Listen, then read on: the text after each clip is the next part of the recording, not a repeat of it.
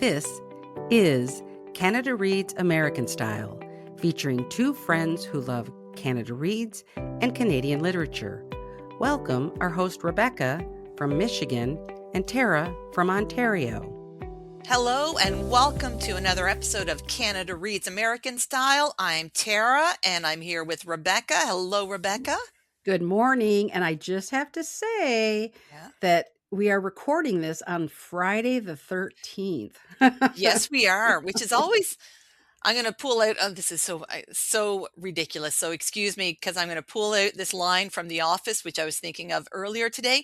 I'm not superstitious, but I'm a little stitious. So I love That's cute. I don't know how this line popped into my head an hour ago, so thank you for allowing me to use that and look like a total dork. But yeah, I don't know. There's something about Friday the 13th that, Yeah. I don't know. I like it. Nothing has ever happened. Well, we had a little glitch when we first logged on, so maybe that was our nod to Friday the 13th. I don't know. That is true. That is Yeah. true. But, well, we're here for our monthly book chat in which we showcase the books that we are currently reading and the books that we've really enjoyed or had strong feelings about in the last month or so. Yeah. Who wants to start? Who wants to start? I'm going to start because Yes. I'm going to make your day. It'll Oh make my you gosh, happy. yay! Okay, here's what I'm currently reading. Although it is actually, it says Anne of Windy Willows, but I think this is the British edition, which is the same, but they changed the title. And I think it was Windy Poplar I think or Poplars so. or something Yeah. like that. And so I've just kind of started it, but Anne is now, she's graduated from college. She's teaching at a high school in another community, and the Pringles, the Pringles are making her life a living hell. But she's writing letters to Gilbert. And so I tell you, whenever you're in Anne's world, everything is right with your world, right? Yeah. Okay. So that's true. Yeah. So that's one I'm reading. And then the other one I'm reading is I just interviewed Marcello di Cintio for his book about migrant workers. Precarious is the title. And I was talking to him and I said, you wrote another book that I've always wanted to read. And it reminded me. So I went and got a copy. It's called Walls, Travels Along the Barricades. And it's basically, now it was written in 2013 or published in 2013. And it's about different walls around the world. So he's got like one in Bangladesh and one in the Western Sahara and different places around the world. Obviously, the wall, Palestine and Israel. And so I love those kind of books where he travels to these places and talks about the people and the culture and everything about it. So probably the political geography of it all. And that's probably one of my top type of books that I love. Yeah. So those are currently the two that I am reading. How about you? That last book sounds fascinating. Yeah. I didn't realize that he's been writing that long. Yeah. In fact, he's got some other things. And well, let me just tell you on the back of the book, and I'd forgotten about this one too, and I want to read this one. Let's see. It says here, he wrote one called Harmadden, Wind Across West Africa. So again, he spent time in Africa, so I want to read that one. And then he has another one, which it says Poets and Pavlovins, A Journey into the Heart of Iran. So I want to read both of those as well. Those are older books, obviously, but those I want to read. I just think he's a really wonderful nonfiction writer. He's in my top 5. So I want to read kind of all of what he's written. So yeah. Awesome. Nice. Okay. I'm bringing 3 currently reads with me today. So of course, like a fiction, nonfiction, and short story collection. Let's start with, what do I want to start with, Rebecca? Let's go with the short story collection. Okay. So it is Breathing is How Some People Stay Alive by Alison, Gadsby.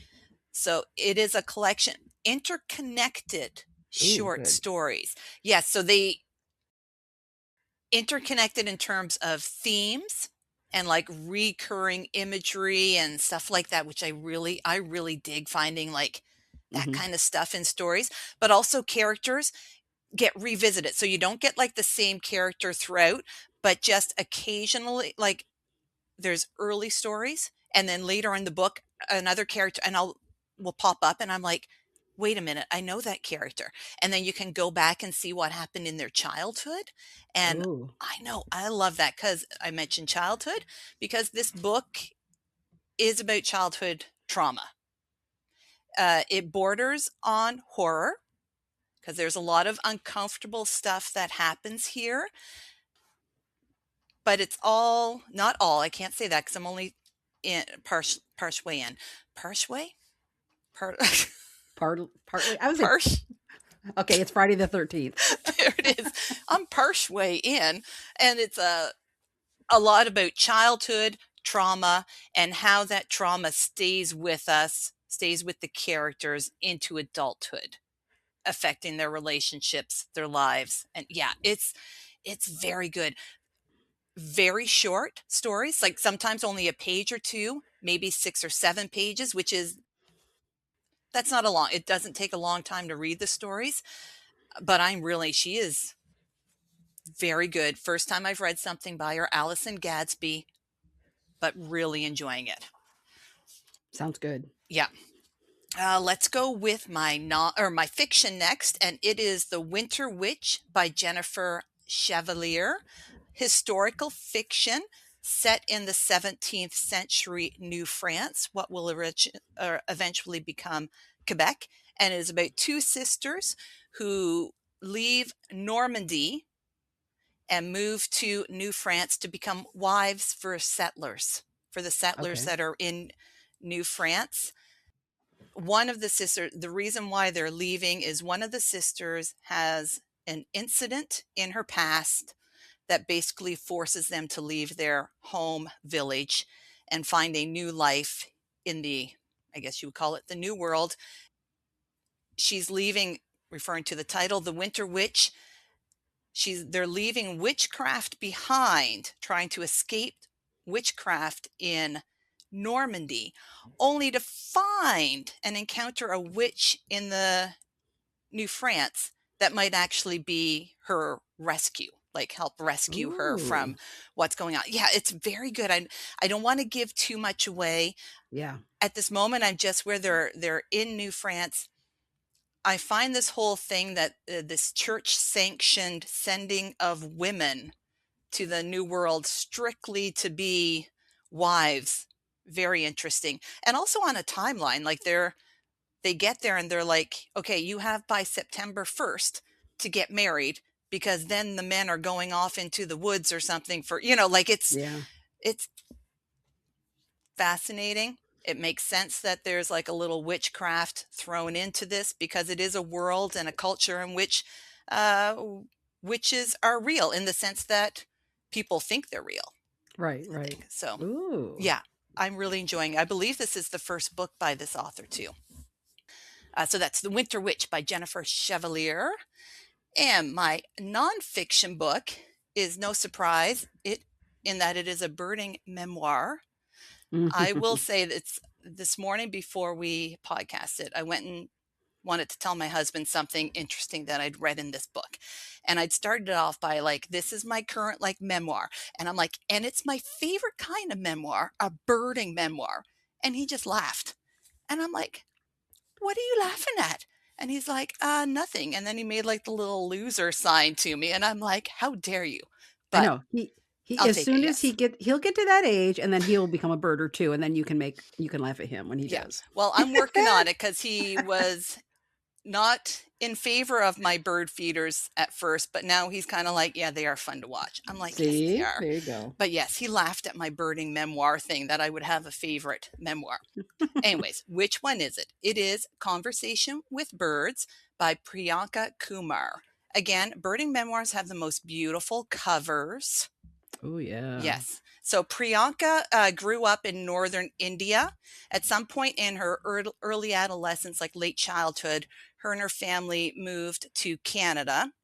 And eventually from Canada, she found her way, because of schooling, she found her way to the US, because she is a filmmaker. Oh. So she ended up in Los Angeles and then traveling around California area because of her career, filmmaking and also writing scripts, the whole thing. So that's very interesting. But what is the book is about how birds brought back her connection to nature, which she had a connection to nature when she was growing up in India, how it kind of became lost as she moved to North America and found herself very entrenched in suburbia. Yeah. And as an adult, she finds birds and bringing back this connection to nature. There's Oh, I also love an that. element of grief too, because she had lost her father and her older brother in a short period of time. So had this connection with nature also helps her with this grieving process as well. Oh, that sounds good as Yeah, well. yeah, Wow. it's beautiful with lots of uh, beautiful sketches of birds that she encounters and really nice descriptions, really great descriptions of birds in their habitat and how they behave and stuff. Yeah. Oh, I Yeah, like that. yeah. Wow, you have three really good ones. As to you, as to you. And I have two really good ones. Yep. That's right. Okay. How about I'll go first because I need to talk about this book. This was so much Yes. fun. If you are looking for a new mystery series, please, please, please look at the Patrick Bird Mysteries by Alexis Stefanovich-Thomson. I am telling you, I the second one comes out. Oh gosh, I'm not even sure what the date is. It's coming out in March, I think. Anyway, I got a copy of the second one. So the first one was called The Road to Heaven. I really liked it. The main character, Patrick Bird, is a scumbag. He's just like, I mean, he doesn't, I don't think he wants to be one, but he can't help it. He's young. He really makes mistakes. He does bad things that impact people in a negative way. So the second book opens. And what I love about this book is it is part of a historical fact that when James Earl Ray assassinated Martin Luther King Jr., he made his way up through Cincinnati to Detroit to Windsor, Ontario, and on to Toronto. I had no idea. I never knew Mhm. this. I just assumed they caught him right after he shot him and, all the stuff that happened after that. But he had a connection to Toronto. And in the story, Patrick, it's 3 years after the first book, and Patrick is down on his luck. He's married, and his mother in law doesn't really like him, but she needs help because she's running a boarding house. And one of her, what do you call them? Boarders, Borders. Yeah. duh. I was thinking patron, but boarders. He is missing and he owes her money. So she's like, "Can you help me find him? Because he owes me money." And he's like, "Yeah, yeah, whatever." And that kicks off someone else in the boarding house hands Patrick an envelope. And he even said, I never opened it. I didn't open it. And Patrick is like, okay. And of course, he rips it open and it kicks off this freaking terrifying cat and mouse journey that I have to tell you, when I was reading it, there's a point at which I could feel the anxiety and fear of what was happening in that moment. And I honestly don't remember having that feeling in such an intense way. I don't know why. I mean, because Yeah. I've read mysteries and Yeah. thrillers, my whole life, but there was something about this, maybe because I live alone now again, and it just scared the crap out of me. Well, anyway, what I loved especially also about the book is that if you were to read this book and then, because of course I did a deep dive into James Earl Ray, Yeah. it all plays out and is completely believable. He melded all the facts of the real truth of everything with this story, combined them both so beautifully. And and also James Earl Ray ended up in Montreal, I think it was. So he had a connection to Montreal as well. Oh my God, it's amazing. So I just want to highly recommend it. If you're looking for a new series to get in at the beginning of it, check out the. Oh, so I should have mentioned, I didn't even say this title is Opposite Sully's Gym, Sully apostrophe S. And again, I think it comes out in mid March. I'll put it in the show notes. But anyway, absolutely loved it. And I am on board with Patrick Bird because again, he does stuff that pisses me off so bad Hmm. that I'm just like, what the hell? Dude, didn't you learn from the last time? And he did not. So it's fabulous. I loved it. Love, love, love this character. I love a flawed character. I love a Yeah. character that Me just too. makes you want to just punch them. And Patrick Bird is that character. Yeah. but yet you're along for the journey. You're like, yeah, 100%. Yes. yeah. Yes. Okay, I want a history lesson, and if you can't answer it, it's okay because I'm throwing this at you right now, and I can easily Google this afterwards. So, where did they eventually apprehend James Earl Ray? In London, England. Really? So he like went, wow. Yeah. I've never even thought about it before. Yeah. I hadn't either. That's what I'm saying. I didn't even know because think about it. The book opens up where there are these guys in the car and they're waiting for someone to come because they're in a cab and they're going to take him across the border from Detroit to Windsor. And it's funny because back in those days, I remember as a kid when we went to Canada because we had family in Leamington. I should say we have family in Leamington. You just cross the border. Like you didn't, I think my dad had to show, I don't know if he showed a driver's license. I have no idea because we'd have like a whole car full of people, adults, kids, whatever. And we'd go across the border and there was no restriction to it. And now of course it's a big thing, right? Hmm. But back in the days it wasn't. So that was the thing. These guys just took James Earl Ray across the border Crazy. and then somebody else picked him up from there. And then Yeah. the story kicks off. Huh. It was fabulous. Yeah. Yeah. But yeah, he ended up in London, England. Very cool. Yeah. Okay, my first book is I cannot stop reading horror. I'm so sorry. Anyways, I'm gonna this this one is also though it's a wild ride, and it is Victorian Psycho by Virginia Fato. So it's a fairly new book. I would say within the last year or so. I don't have the publication date in front of me. And it is about Winifred Naughty. And I love that name because it is perfect for Winifred. And Winifred is a Victorian governess with a dark past. And when she comes to the household of her new job, so she's going to be the governess to two small children, she is trying to control her impulses, her dark impulses. She's not doing a great job at controlling them. It's not gotten out of hand, but it might be she will tease the children in like weird little ways, threaten to eat them and stuff like this, which you're like, that's just weird. And what I love though, obviously, because she's working for a rich family, she also like kind of torments the adults, not just the children, but she's going to torment the adults too.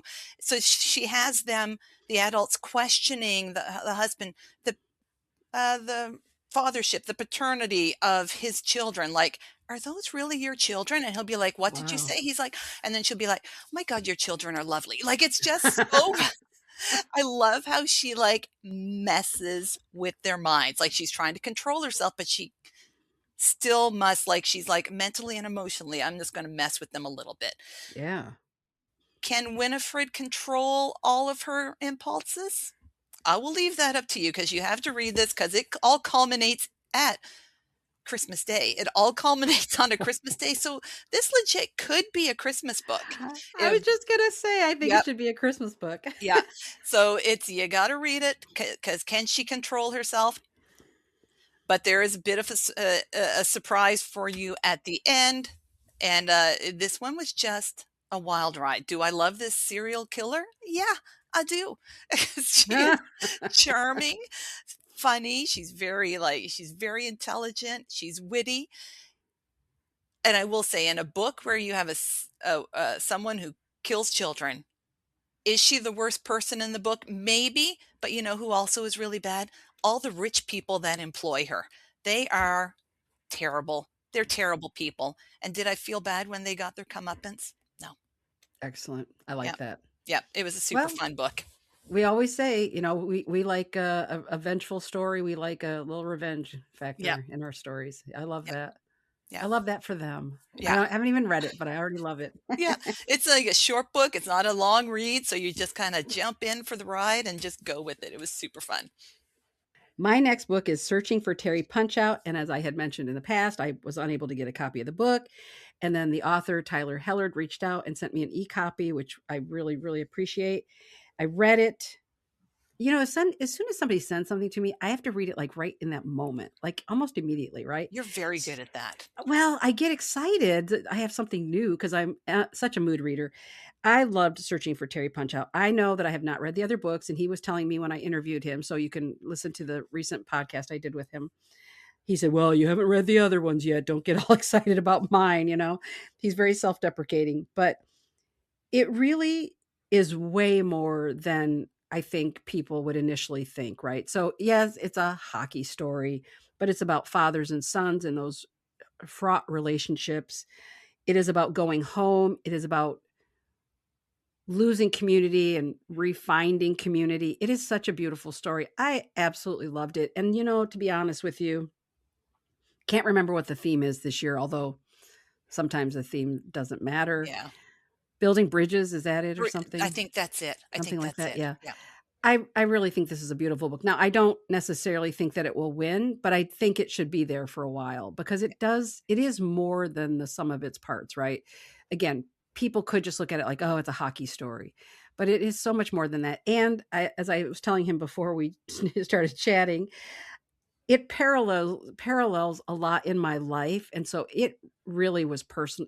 It felt very personal to me reading it because I left Michigan. I was in California for 30 years. I came back and I'm rebuilding community here. So it just really hit me like right in the heart. I absolutely love this book. So I think that's why it will always be a really special novel to me, and I don't necessarily expect it to win unless they try to go after, how sometimes they'll try to vote off the best Big book, hitters. so to Yeah. speak, which it sounds like A Cure for Drowning is the one everybody's real buzzy about. If that's the case, I told him, I said, you could still be standing. Don't, write yourself off. And depending on how Steve Dangle Flynn does or Glynn Yeah. does, we'll see. Yeah. But yeah. Anyway, I loved it. Absolutely loved it. Yeah. I'm really looking forward to reading this one. Yeah.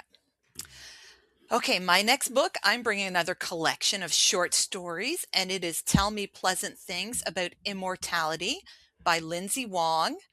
Oh. She had her memoir was on Canada Reads several years ago, right? The Woo Woo. I Yeah. didn't read it, but I'm going to. The Oh, Woo yeah, the woo Woo. woo, yeah. Yeah. Oh my God, I love this collection. She is so I can't because of this, I cannot wait to read her memoir, and I have her novel. She just published a novel, so I have that on hold, and I cannot wait to read that. This is a collection of horror stories. It is like, again, no apologies. I love horror because there's rage in them. Also, why do I love horror? I think because in among all the horrific elements, you still get the emotional human story. And that's what I love about really good horror. Now, there are elements of the supernatural and the fantastical in this book, but it is anchored in history and culture that brings that does what I like I just said, like, does what good horror does. It scares you, but sometimes what scares you are not the horrific elements, but more so what people actually do to each other, Mm. you know? And you get the human emotion. I can understand the motivations of the characters in the book because it's so well written that you just connect to these characters and these stories, what's happening in the moment. I loved it. Well, it's funny because I did read the Woo Woo. I read it that year that it Mhm. was on Canada Reads, and it's so funny because I that book made me crazy. I did not like that book. I mean, I liked it, but there were Mhm. parts of it that really kind of made me crazy. And I think now, having read so many more memoirs that are darkly humorous, Yeah. I think I would read it differently now than I read it years ago when it was on the show, Yeah. because as much as I loved Wayne Johnston's book last year about I can't think of the title of it, but the the Newfoundland one, Yeah. I'm drawing a blank I can't too. think of anyway. As much as I loved that one, I think I would have loved the Woo Woo now. But at the time, Mhm. it was humor about the situation that I didn't feel was funny at all at the time. I thought it was like, "Oh my god, this family is Yeah. really effed up." Yeah. And where's the growth? Because the family never shows any growth, right? And that's what drove me crazy. but that bothered me then. But again, now I've read so many memoirs that are darkly humorous that I go, I probably would have loved it.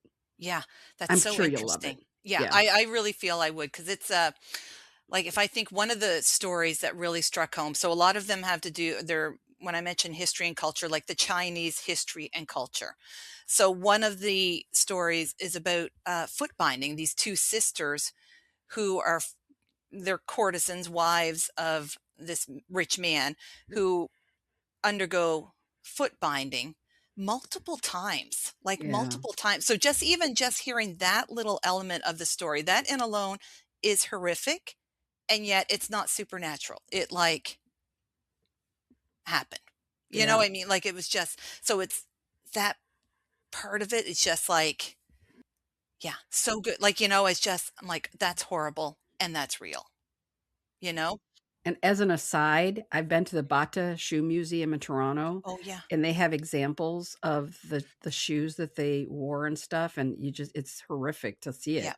So what you're saying, you said that so beautifully at the beginning when you said sometimes the horror aspect isn't as bad as what happened in real life. Yeah. So that's a great example, actually. Ooh.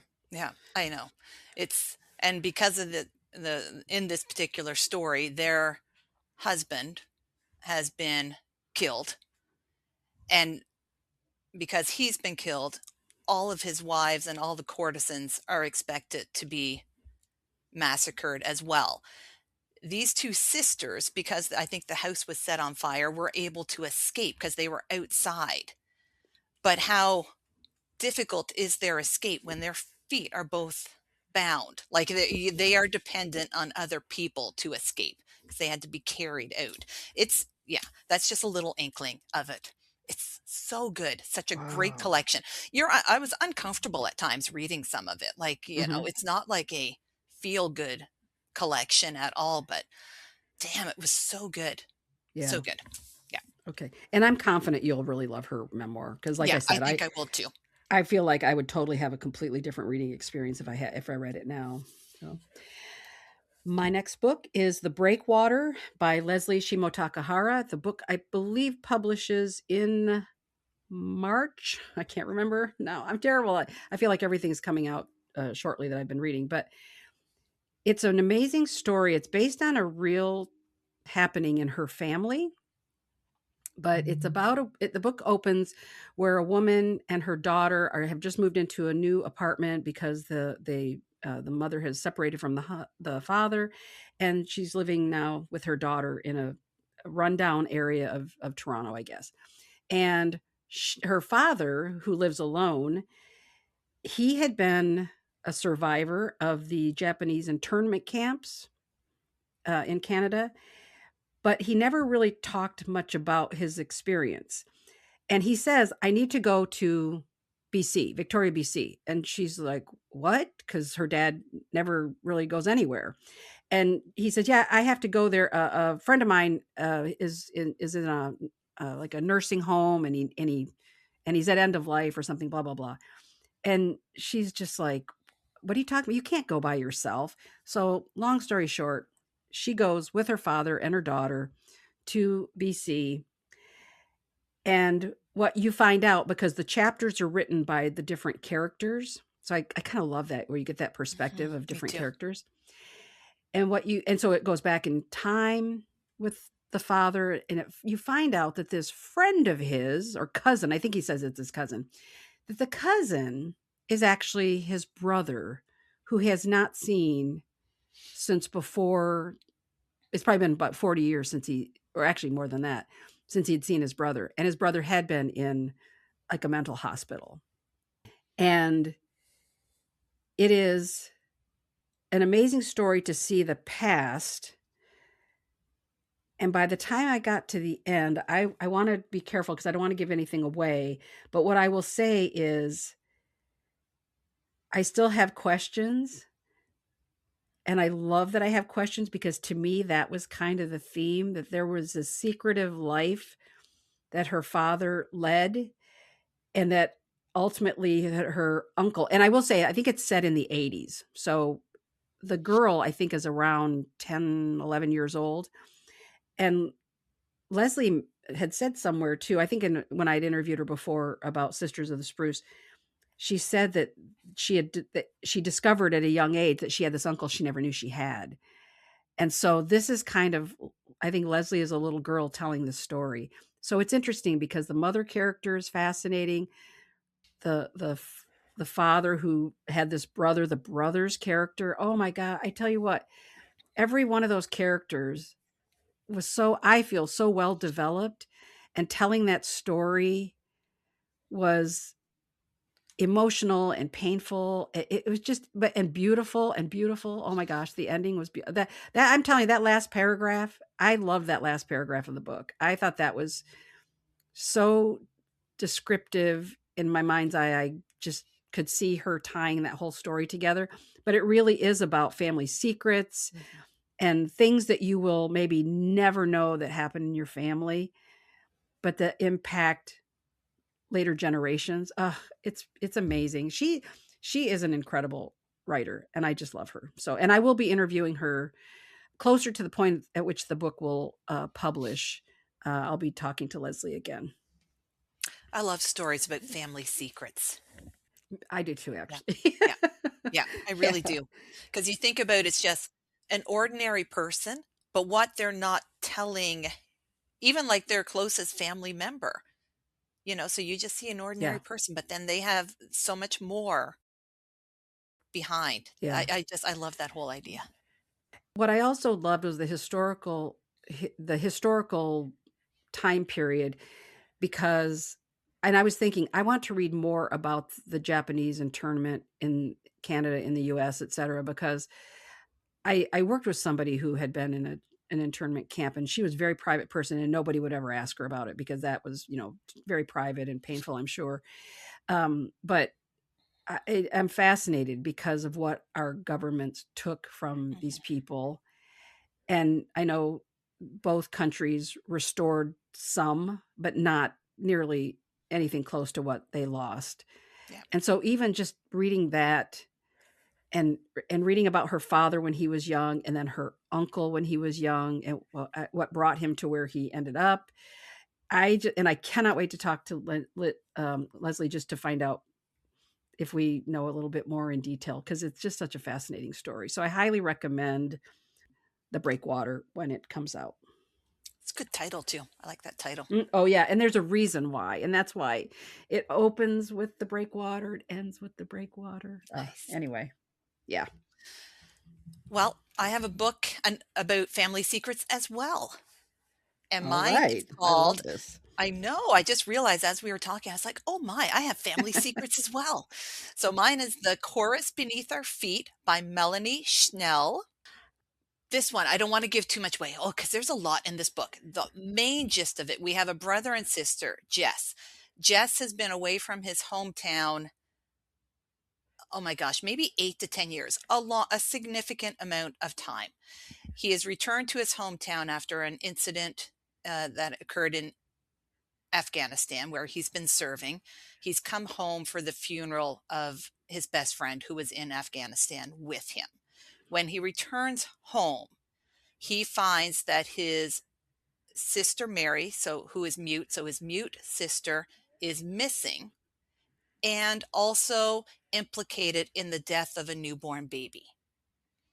So Ooh. Jess, yeah, Jess has a lot going on as he's trying to find his sister and also trying to prove her innocence because he knows there's no way she would have been involved in this. Behind this is, I guess, or the foundation is a traumatic childhood and secrets that are behind both the death of his mother and Mary's muteness that happened at a certain age. Like she wasn't born mute. It's almost like I don't know if voluntary muteness. She's an interesting character. So we also have grief because Jess is grieving his best friend, the family, maybe even the childhood that he never had. There is, we talk about history as a community and how how our communities' histories always get dug up and how whether or not we choose to face them and take responsibility as a community. There's obviously trees in this book because the cover is this beautiful painting of a tree. Oh my God, there's so much in this book. Oh, for those who love Nordic mythology, you also have some Nordic mythology with Oh, wow. references to Odin and the tree that he hung from and everything. This is such an interesting read with so many layers. I Hmm. really, yeah, it was a very cool read. Very cool read. I do. I agree with you. I like the family secrets theme. Love that. Yes, yes, and I like a grieving too when you see. And I don't like grieving. Obviously, that came out weird, but I like when it's a theme of people coming to terms with their grief because I think as a society we all want to hide our grief, which is probably one of the worst things that we can do. I'm guilty of that. I like to compartmentalize myself. But what happens when you compartmentalize? Eventually, it has to come Yeah. out. Yeah, Yeah. I just cry openly. yeah, I'm yeah. like That I'm which like is the complete opposite. it's probably I I just shutter it all into a little box and boom, just gonna go right there. Yeah, and I traumatize people because I could cry easily over anything, you know? I'm talking about, like, people the loss of people, so I can just Yeah, so cry so easily, and I always say to them as soon as it starts, because 'cause it'll just hit me, a wave will just hit me, and then I go, "No, no, I'm fine, like, don't worry, I'm fine, it's gonna be okay. Because I yeah. know I make up people uncomfortable sometimes, Well, but, hey, we maybe all deal with it how we deal with it, we do, so, and maybe we need to be yeah, made uncomfortable sometimes. That's yeah, that's I think as someone who's guilty of it, that sometimes our society is too invested in making sure everyone is comfortable. yeah. You know what I mean? Like, so therefore, that's why we keep secrets because we don't want to make other people uncomfortable. Yeah, exactly. Yeah, and you just don't you never know how you never know if you're gonna say something that'll trigger somebody, so you're careful and you just try to, Yes. not say things or whatever. And yeah, so anyway, but yeah, that's Oh, just and I will say too, because this is something that we both love in a historical fiction. Although this has no, I'm not going to call this historical fiction because I think it was set in like 2017, like, so not that Mhm. long ago. I'm only thinking historical because it's set in Saskatchewan, and I learned a part of history of Saskatchewan that I did not know. I don't actually know a lot about the prairies. I'm going to fess up right now. So it was really I loved learning a part Mhm. of prairie history. I'm not going to tell you all because I think this is something it's yeah, it's part of the Connected. book. You got to discover it as you go along. It's part of the title. When you learn it, then it makes sense with the title, The Chorus Beneath Our Feet. Oh, I want to make one more note too. Each chapter ends, it's just like the narrative happens. And then at the end, we get Mary's voice. Mary, who is mute, but we get her Oh, voice through letters or diary entries, which I love. I love love that. that. Yeah, Yeah, I love that's that. like a really cool element. There we go. Anyways, highly recommend. Very cool book. My last book is a book that I absolutely loved, and I hope that others will pick it up if they're interested because this was absolutely fascinating. It's The Black Panther Party, a graphic novel history.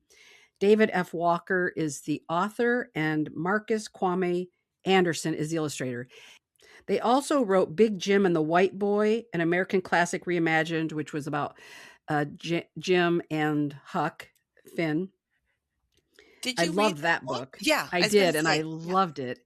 And when I had read that one, and then I saw that they had also published the one about the Black Panthers, I was absolutely I thought I have to read this book. I was really excited about it. So what I loved about it is I was a kid when the Black Panthers were really at their peak, and they were really only active for about 5 years.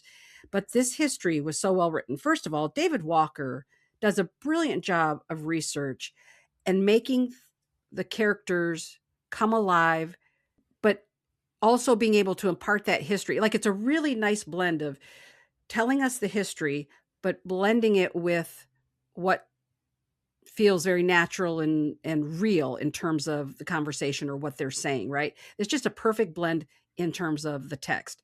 The illustrations, I think he is Marcus Kwame Anderson is my favorite graphic novel artist of all time. And the reason I love his work is with both the Black Panther Party and Big Jim and the White Boy. The illustrations are quite large and they're very clean and crisp looking, and that just appeals to me because sometimes when I read graphic novels, everything is squished down so small and you're kind of trying to figure out who is this person and who's talking, and sometimes the characters don't look the same from panel to panel. So then you have to go, okay, that he was wearing a blue shirt, then he's wearing a blue shirt here. And sometimes it's hard for me to differentiate that. With him, his illustrations are so perfect and they blend so well with Walker's words. Now, that's the genre of this particular thing, of this graphic novel, how well those two men work together. The story was incredible. I had no idea, because when I was growing up, the Black Panthers as a kid, I just felt like the pictures you saw, they always were holding guns and they had those hats on and they wore black and they looked very intimidating and kind of scary. So as a kid, I had this like, ooh, the Black Panthers are like, they will hurt you, that kind of thing. And then you find out that there were so many great programs that they did have and tried to do, and they tried to accomplish. And there was that real push pull between violence and progress and trying to change the world, and certainly change the world for the people, because it started in Oakland, California. Basically, that party started in Oakland, California, and there were offshoots like all over the world. It was kind of fascinating. And then, of course, because humans are who they are, there was chaos and infighting, and the U.S. government went after them in such a big way that it really ultimately destroyed the organization. So it was that combination of all those things. And what I love too is at the end of the book, I think it was David Walker even says in the notes, whatever you think of the Black Panthers at the end of this, it is, even he felt conflicted because they did good, but then they also did some pretty bad things, right? So there were things that had happened. Some of them, many of them ended up in prison. Some of them are still in prison, because he did a little thing at the end where he shows where all of them are at this point. And I just feel like, God, if the government hadn't infiltrated them and pitted them against each other in so many ways, and maybe they could have done an incredible, maybe they would have had Mhm. great success and it would have been meaningful. So I still have to say that, yeah, there's some bad stuff, but, and I'm not saying I'm saying it sort of like, oh, there's some bad stuff. No, there was some really horrific stuff. But I just think, God, if they could have just been left alone to try to make the changes for their community, who knows who knows how history could have been different. You know what I mean? Yeah. But they told that story so well. And like I said, these two are my favorite. I'm going to continue to follow David Walker and Marcus Kwame Anderson. I think they're both absolutely brilliant. Absolutely brilliant. Very cool. Um, I have to read more graphic novels. I really do. Really read Big Jim and the White Boy, because Mhm. that was so well done as well. I really loved it. And then I know that you're really great about reading American history at times. Like you've read things that I won't read because you are committed, and I appreciate that about you. I would say give the Black Panther one a try, because I Mhm. really do think if you learn that history, and again, like I said, growing up, they they seem scary to me, but in reading about these people and what they tried to accomplish, I have such great respect. And again, it all went haywire, but Yeah. but Well, I'm already interested because the Black Panthers, I didn't realize they were only around for like 5 years, that they were yeah. active, because it's always been out there. Like, so I thought it Hmm. was something that's been around for a long time. So, They were active for about 5 years, but then they did last until kind of like into the 80s a little bit, like early okay. 80s. They kind of did. In Yeah. fact, there was a woman that took over, and she did some incredible things. I can't think of her name now, and I don't own the book, so I returned it to the library. And what was interesting is her story, which I'll tell you about later. I'm not going to go into all the detail. If you're interested, read the book. But her story was fascinating, and I feel like they didn't quite tell her story very well. Mhm. That's the one minor complaint I have about the book, is that they did not tell her story, which I think she was owed. more detail about her situation, Yeah. but she was there until I think the early '80s, and then everything just basically shut down, and they are active again now. I have seen some things, which is what Mhm. reminded me to read the book, because I did see Yeah. some things recently, and there was also in the '70s a White Panther Party, so they were allies of the Black Panthers, but they were white people who, were kind of like old school hippies, and they were kind of a little bit on the fringes of society in terms of what their beliefs were, but there was, for a very short time, a White Panther Party that was active as well. And again, I just learned I had that no now. idea. Yeah. I had no idea either. Okay, my next book I'm not going to say a lot about because you've already brought it to the podcast and you have an upcoming interview that's going to be out there soon. So I'll let people deep dive into that, but we want to bring it and highlight it again. And it is Women Among Monuments by Kasia Van Schaik. Did I get it right? Skyke. Skyke. Ah, so You were close. close. So close. With the subtitle Solitude, Permission, and the Pursuit of Female Genius. If I had to put like a blank statement, I think it would, oh my gosh, just the absence of women in the art world.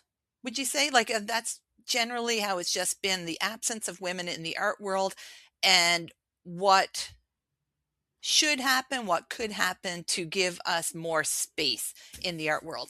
And but also different facets of that. Even she talks about creating like how women aren't even really given the space to have a creative life because of gender roles. You're expected to mother, homekeeper, even now also have a part-time or full-time job.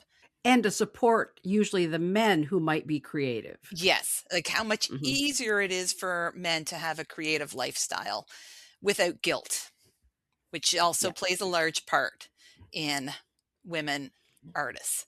Anyways, yeah. this book was fascinating. And for an academic book, I was so surprised at how accessible it is and how easy to, like you, I just wanted to fly through this book, and I did.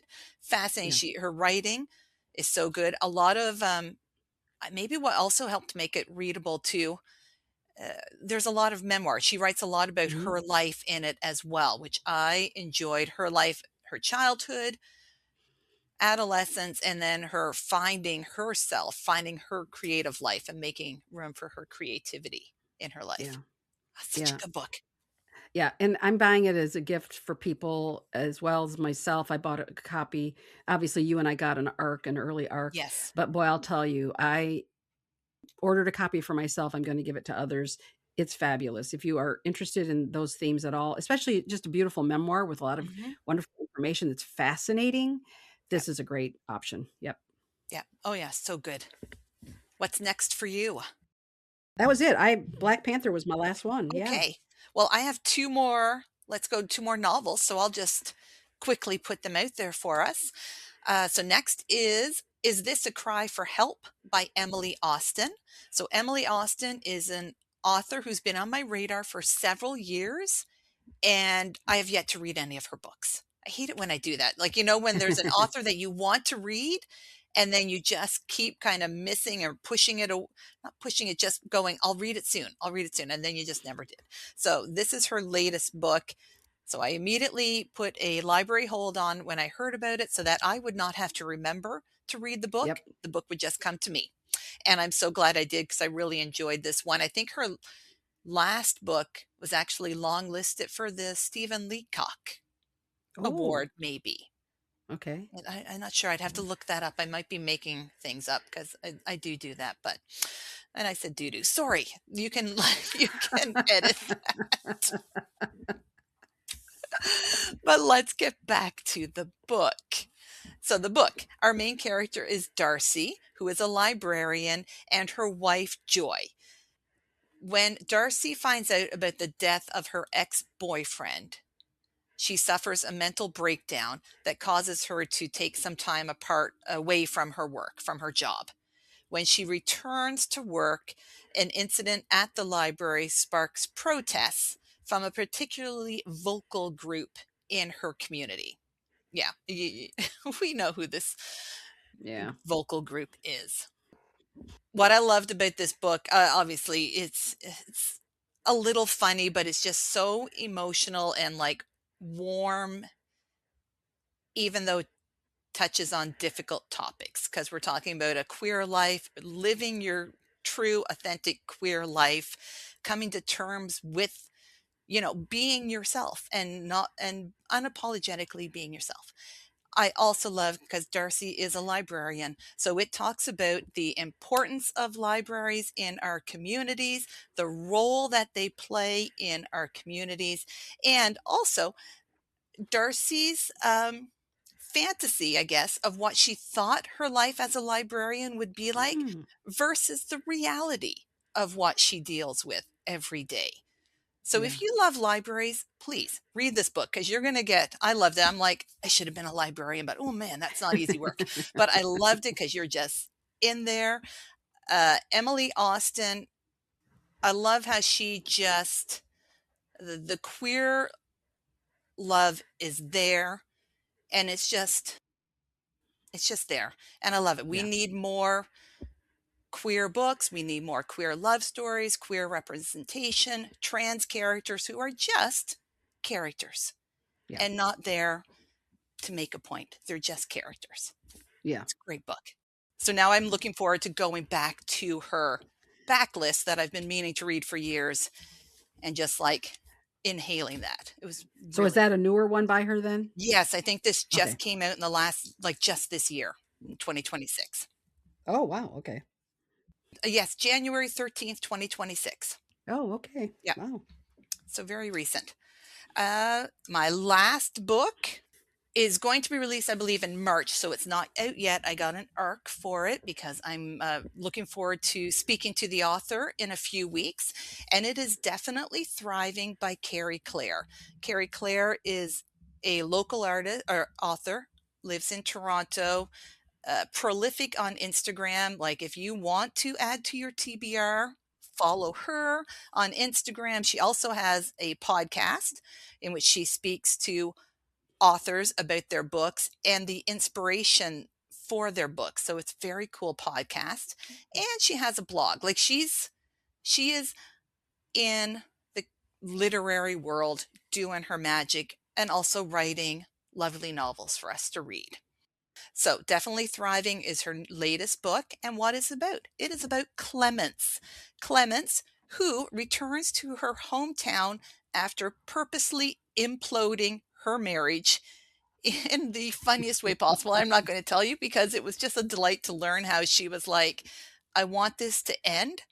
How can I make this end so that it's my fault, but not really my fault? Like I'm going to push him to leave because who can come back from this? So what she does to implode her marriage, she then returns to her hometown.